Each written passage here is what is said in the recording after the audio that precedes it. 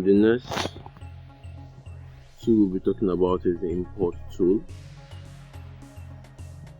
The import tool literally helps you import pictures from your gallery to Infinite Design. So let's look for pictures to import, and this import tool actually takes pictures to your layers here. So depends actually. So let's import. You can import before drawing, and you can import after putting the canvas, after selecting your canvas. So let's go to images. Let's go to pins.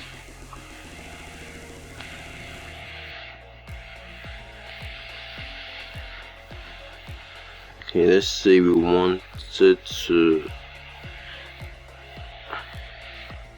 Now there's different ways of importing.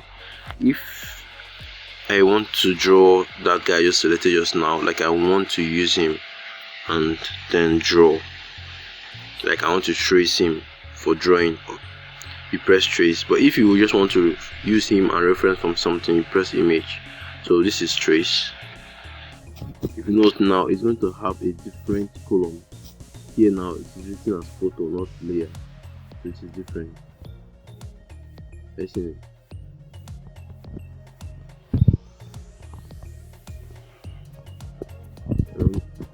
So this is it here.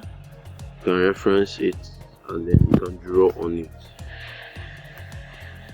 Blah blah blah. Now this is the difference between when you import as trace and when you import as photo. If you import as trace, once you press the display outline, the image will still show.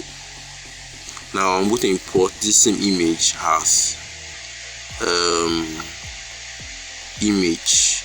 I'm going to import this picture as image and not trace, but first I have to save. If not, I'm not going to be able to import. So let me save first, then let's go back to the art and import this same image now, but has image and not trace. Image.